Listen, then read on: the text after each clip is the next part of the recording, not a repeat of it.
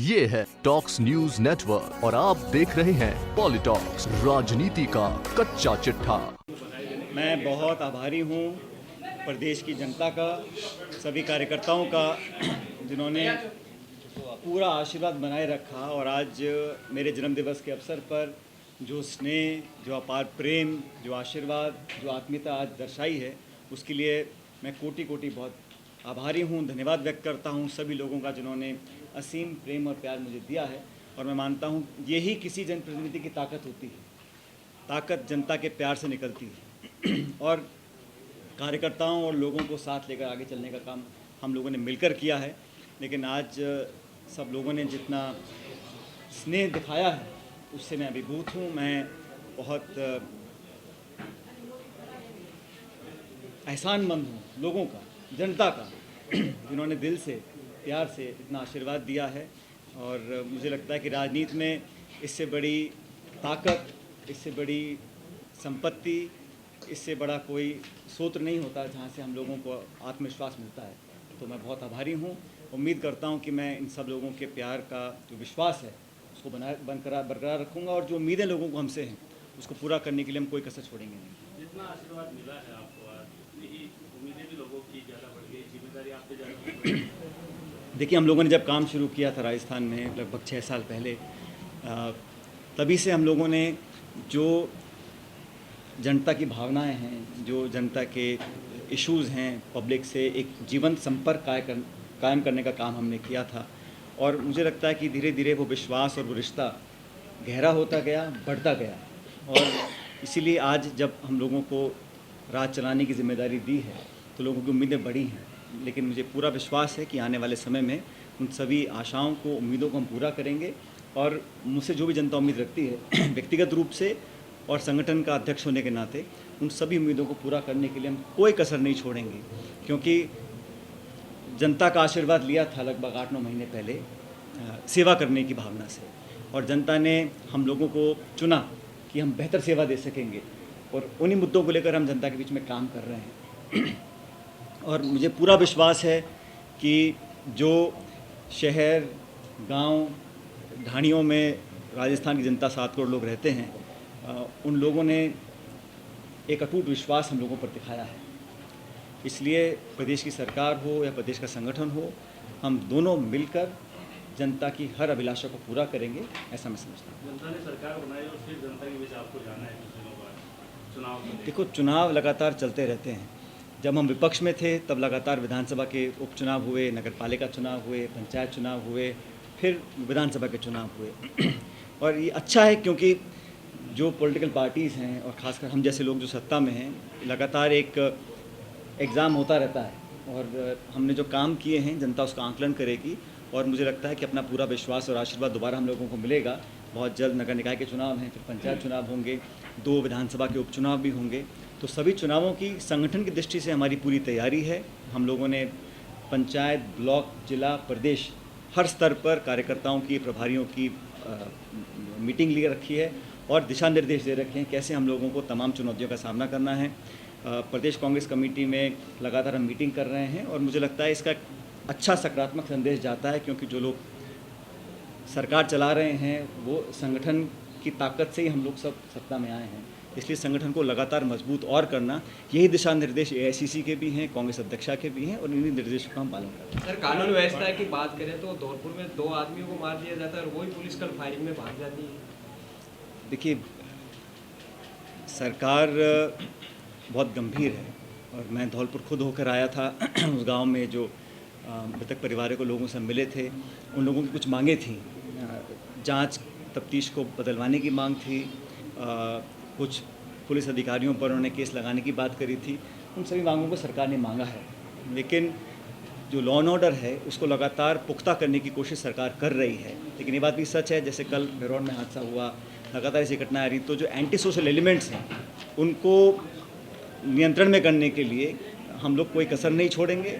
लेकिन जो भी घटनाएं हो रही हैं, चाहे वो बलात्कार की हों, चाहे वो इस प्रकार की जो फायरिंग हो रही है या जेलों में से लोगों को निकाला जा रहा है, वो सब गंभीर इश्यूज़ हैं। इस पर सरकार पूरी गंभीरता से ही काम कर रही है। सर, आज आपका जन्मदिन, एक 12 तारीख को दिल्ली में मीटिंग है सभी प्रदेश अध्यक्षों की, CLP लीडर्स की और प्रदेश प्रभारियों की, क्योंकि लगातार विधानसभा के चुनाव 3 अभी हैं, झारखंड के, हरियाणा के, महाराष्ट्र के, उसके बाद दिल्ली के हैं, लगातार चुनाव आएंगे। लेकिन हमारे कांग्रेस पार्टी की मेंबरशिप राजस्थान के अंदर एक निरंतर चलती प्रक्रिया है। जब विशेष अभियान चलाया जाता है तो उसमें और फोकस किया जाता है, लेकिन हमारी मेंबरशिप स्थायी रूप से लगातार चलती रहती है। और मुझे बताते हुए खुशी है कि राजस्थान में जब हमने पिछली बार गिनती करी थी तो हमारा जो मेंबरशिप का आंकड़ा था वो बहुत ज़्यादा बड़ा था बनस्पत पिछले टर्म के मुकाबले में। तो हम लोगों ने राजीव जी के जन्मदिवस पर आज से कुछ वर्ष पहले शुरुआत करी थी, एक विशेष अभियान चालू किया था संगठन चुनाव से पहले, और इस 12 तारीख को मीटिंग दिल्ली में करेंगे। एक बार पुनः दोबारा फोकस कर मेंबरशिप ड्राइव को बढ़ाना चाहते हैं।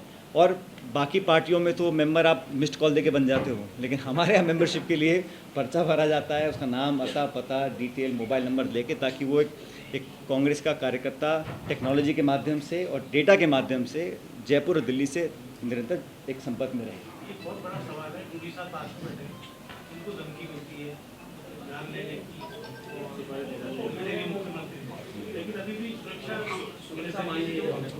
ये इस महकमे को मुख्यमंत्री जी देख रहे हैं, गृह मंत्रालय को, और मेरी जानकारी में आया है कि डूडी साहब ने मुलाकात भी की है मुख्यमंत्री जी से। बड़ा गंभीर इशू है, अगर इस प्रकार के लोग पकड़े गए हैं जो साजिश रचने की बात करते हैं और किसी जननेता प्रतिनिधि की नहीं, किसी के खिलाफ भी कोई साजिश रची जाए राजस्थान में, तो उसको बहुत गंभीरता से सरकार को लेना चाहिए। और रामेश्वर डूडी जी ने इस बात को मेरे ख्याल कहा भी है मुख्यमंत्री जी से। लेकिन मैं विशेष रूप से कहना चाहता हूँ कि एहतियातन तौर पे हमें सारी सावधानियां बरतनी चाहिए कि जाने अनजाने में ऐसी कोई घटना ना घट जाए जिसका बाद में पछतावा हो। लेकिन मुझे पूरा विश्वास है कि सरकार सुरक्षा को लेकर बहुत चिंतित है और पूरी जिम्मेदारी के साथ इस चुनौती का सामना करेगी। पायलट साहब, आज आपका जन्मदिन था, तो इस अवसर पर क्या संकल्प लिया आपने कि क्या होना चाहिए आपके जीवन में नया? मैं तो सुबह दूसरा देख आया हूँ। एक सवाल और जोड़ लेता हूँ मैं इसमें कि के कामराज जी ने एक सिद्धांत दिया था, एक व्यक्ति एक पद, फिर बाद में एंटनी ने भी कहा अभी हरियाणा में PCC बदला गया है, तो अपने यहाँ क्या चल रहा है? जैसे आपने बताया कि 12 तारीख को मीटिंग होने वाली है, तो दोनों सवालों पर प्रकाश डाल दीजिए। ठीक, एक खंड बी, दो नहीं, ए और बी। हाँ, बी खंड नहीं, एक खंड महत्वपूर्ण है। आज सुबह मैंने लंबी पूजा अर्चना करी है, बहुत दिनों के बाद मुझे मौका मिला कि गोविंद देव जी के दर्शन में गया और प्रदेश में विकास हो, अमन चैन शांति हो, सब लोगों के अंदर जो भाईचारा है वो बरकरार रहे। तमाम खबरें ऐसी आती रहती हैं, कहीं घटना घटती है या कहीं तनाव पैदा होता है तो उसे दुख होता है। मैं नहीं चाहता हूँ कि राजस्थान जैसा शांति प्रिय देश यहाँ पर ऐसी घटनाएं घटें जिससे हमारा सर झुके। तो मैंने परमपिता परमेश्वर से कामना करी है कि वो अमन चैन भाईचारा, 36 कौम चारों धर्म में जो स्वार्थ की भावना थी वो बरकरार रहे, प्रदेश विकसित हो, सबको हम साथ लेकर चलें और ये भेदभाव और पक्षपात वाली राजनीति से हम ऊपर उठकर काम कर सकें। दूसरा सवाल आपने पूछा, किनका नाम लिया आपने? कामराज जी का नाम लिया मैंने। के कामराज जी है, एंटनी ने भी सिफारिश की थी कि ये व्यक्ति पद पर रहना चाहिए। मुझे लगता है कि इसका कौन व्यक्ति किस पद पर काम करेगा इसका निर्णय कांग्रेस अध्यक्ष करते हैं। श्रीमती सोनिया गांधी जी अध्यक्ष बनाई गई हैं और वो जो निर्णय लेंगी वो सबको स्वीकार्य होगा। लेकिन मुझे लगता है कि बजाय इस पर सभी कोई नेता या पदाधिकारी इस पर फोकस करने के बजाय हमें फोकस करना पड़ेगा कि कैसे आने वाले नगर निकाय चुनाव में हम जीत सकते हैं, कैसे जनता की जो मांगे हैं उनको हम पूरा कर सकते हैं और अपने अपने क्षेत्र पर ध्यान दें किसको किस वक्त क्या जिम्मेदारी देनी है। मैं समझता हूँ दिल्ली में कांग्रेस अध्यक्ष कार्य क्षेत्र है और इसमें जैसा भी निर्णय दिल्ली से लिया जाएगा श्रीमती सोनिया गांधी जी के माध्यम से वो सबको स्वीकार्य होगा। लेकिन इतना मैं कहना चाहता हूँ कि जब से मुझे प्रदेश कांग्रेस कमेटी का अध्यक्ष बनाया लगभग 5.5 साल हो गए हैं, उस वक्त जब राजस्थान में कांग्रेस की मात्र 21 सीटें थीं, जब केंद्र में नई सरकार बनी थी और भाजपा की लगभग 165 सीटें आई थीं, उस चुनौतीपूर्ण समय में प्रत्येक कांग्रेस कार्यकर्ता ने मेहनत से, शिद्दत से और पूरी ताकत के साथ हमारा साथ दिया। सब नेताओं को साथ लेकर हम चले और लगातार हर चुनौती का हमने सामना करते हुए विजयश्री हासिल करी है। विधानसभा का शायद धौलपुर के अलावा ऐसा कोई चुनाव नहीं था, विधानसभा उपचुनाव, जो कांग्रेस पार्टी ने जीता नहीं हो। तो ये कांग्रेस पार्टी के कार्यकर्ताओं की ताकत का परिणाम है कि लगातार कांग्रेस मजबूत होती गई राजस्थान के अंदर और आज हम लोग एक स्पष्ट बहुमत वाली सरकार लेकर राजस्थान में बैठे हैं। तो कार्यकर्ताओं नेताओं का सहयोग है जो हम सबको इसने 5.5 साल के कार्यकाल में कामयाबियाँ मिली हैं। अब आने वाली चुनौतियों का सामना करेंगे, मिलकर करेंगे, और जनता लगातार परखती रहती कि सरकार कैसा काम कर रही है। मुझे लगता है सरकार अच्छा काम कर रही है, और जब चुनाव आएंगे तो सरकार का कामकाज देखकर जनता वोट डालेगी। सर, पिछले 5 जन्मदिन और आज के जन्मदिन में कितना अंतर महसूस होता है? पहले बाल कम सफ़ेद थे, अब ज़्यादा हो गए हैं।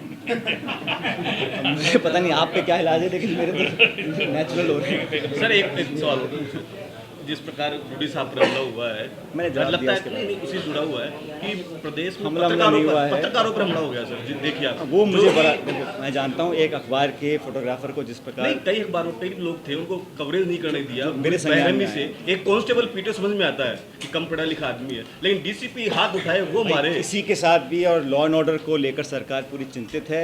मुझे लगता है बड़ा गंभीर इशू है। अगर पुलिस के माध्यम से कहीं पर भी हम लोगों को और कुछ इसमें इंटरवीन करना है तो करना चाहिए, मैं ऐसा मानता हूँ। क्योंकि चाहे वो फायरिंग की घटना हो, चाहे जब अभद्र व्यवहार की आप बात कर रहे हैं, और जो हमारे एक फोटोग्राफर के साथ किया वो बड़ा गलत किया, मैं उसकी निंदा करता हूँ। ऐसा होना नहीं चाहिए, इसकी जांच करनी चाहिए गृह मंत्रालय को, और कोई भी अगर दोषी हो उस पर कार्रवाई करें और सावधानी से काम करना इस बीच पड़ेगा। ये भी चर्चा हुई है कि कहीं ना कहीं मुख्यमंत्री, गृह मंत्री का पद किस, अरे गांधी जी, आप कोटा रहो या जयपुर में क्या करोगे? धन्यवाद। सर एक इससे जुड़ा हुआ क्यों एक भाई डांगे जी, और तो सवाल पूछने थे यार। पूछने दे यार। आज जन्मदिन है यार, तो पूछो क्या। आज तो अच्छी बात करो। अधिकारी अपने आप रिटायरमेंट ले फ्रीडम एक्सप्रेशन को रेजिस्ट करने के चक्कर में, तो how do you see this thing कि आईएएस आर वी आर से रिटायर हो रहे हैं अपना? सवाल क्या है? सवाल ये कि how do you see that they are claiming that freedom expression जो not able to express and do what they want to do in the present government? अब ये उनका व्यक्तिगत निर्णय है। कोई आदमी नौकरी करना चाहता है, नहीं चाहता है। कुछ लोग नौकरी छोड़ के राजनीति में आते हैं, कुछ इश्यूज़ को लेकर इस्तीफा देते हैं। लेकिन ये बात सही है कि जो संस्थाएं हमारे देश में हैं, उन कॉन्स्टिट्यूशनल संस्थानों को, संवैधानिक संस्थानों को मजबूत करना हम सबकी जिम्मेदारी है। पिछले कुछ सालों में कमजोरी आई है, चाहे वो निर्वाचन आयोग है, चाहे वो आरबीआई है, चाहे वो जुडिशरी है, कहीं ना कहीं उसमें कमजोरी आई है। इसको कई लोग पहले व्यक्त कर चुके हैं। केंद्र सरकार को उस पर ध्यान देना चाहिए, और संविधान द्वारा निर्मित जो संस्थाएं हैं उनको लगातार कमज़ोर होने से रोकना चाहिए। आप मंदी को लेकर चर्चाएं जोरों पे हैं इस पर। मैं 2 दिन पहले मैंने कहीं बोला था कि हम $5 ट्रिलियन इकॉनमी की बात कर रहे हैं, लेकिन आज जो ऐतिहासिक मंदी आई है, मंदी सिर्फ आंकड़ों की नहीं है। आज से पहले भी 5% दर पर हमारी बढ़त हुई है जीडीपी की, लेकिन आज जो नौकरियों का सफाया हुआ है, जो जॉब लॉसेस हुए हैं, वो उसकी मार इतनी पड़ी है जो आज से मेरे ख्याल पिछले 30-40 सालों में नहीं रही। बजाय सुधारने के 1,70,000 करोड़ आरबीआई से ले लिया सरकार ने। ये पता नहीं किस लिए लिया है। उस पैसे का सदुपयोग हो, रोजगार उत्पन्न करने के लिए सरकार को कदम उठाने चाहिए। और अभी मैंने पढ़ा कि केंद्र सरकार खरबों रुपया खर्च करेगी ये बताने के लिए कि अर्थव्यवस्था ठीक है। मुझे लगता है कि इकोनॉमी की जो आज हालत हुई है, उसके लिए सरकार ने जो कदम उठाने चाहिए वो उठा नहीं रहे। पहला इशू होता है उसको एक्सेप्ट करना। केंद्र सरकार अभी डिनाइल में है कि सब कुछ ठीक है। हकीकत ये है कि कीमतें बढ़ रही हैं, नौकरियां जा रही हैं, कारखाने बंद हो रहे हैं। लघु उद्योग जो है, एक टैक्स टेररिज्म जो हो रहा है पूरे देश के अंदर, आज कोई उद्योगपति हो, कोई छोटा मोटा उद्योग लगाने वाला हो, वो जानता है कि कभी भी उस पर सीबीआई, आईटी के, ईडी के छापे पड़ सकते हैं। दबाव की राजनीति हो रही है।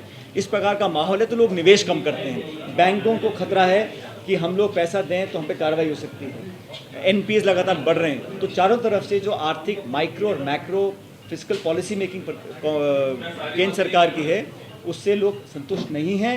और मुझे लगता है कि हाईएस्ट लेवल पर केंद्र सरकार को इंटरवीन करके इस बदहाल इकोनॉमी को, अर्थव्यवस्था को सुधारना चाहिए। सर, कार्यकर्ताओं की सत्ता में भागीदारी की बात पहले भी हुई है, आपने भी कही है, आज भी कई इस उम्मीद में आएंगे, तो क्या अब जल्दी विधानसभा चुनाव हुए, लोकसभा? आज तो सिर्फ सर पे मेरे आशीर्वाद देखने के लोग आए हैं। आज ना हमने कोई पॉलिटिकल चर्चा करी है, ना किसी ने कुछ मांग रखी है। सब लड्डू, मिल्क केक, काजू की बर्फ़ी वो खा रहे हैं और जा रहे हैं। आज सिर्फ शुभकामनाएं देने के लिए आ रहे हैं। लेकिन मैं कह रहा हूँ, जो पॉलिटिकल वर्कर्स, जो कांग्रेस के कार्यकर्ता हैं, जिन्होंने इतने सालों तक हमारा साथ दिया है, वो हमारी सबसे बड़ी ताकत हैं। उनके मान सम्मान में कभी हम कमी नहीं आने देंगे। उनके लिए आखिरी दम तक लड़ेंगे। जिन लोगों ने खून पसीना बहा के हमें सत्ता में बिठाया है, उनका उपकार हम लोगों के ऊपर है और इसको हम कभी नहीं भूल सकते। Thank you. ये है टॉक्स न्यूज नेटवर्क और आप देख रहे हैं पॉलिटॉक्स, राजनीति का कच्चा चिट्ठा।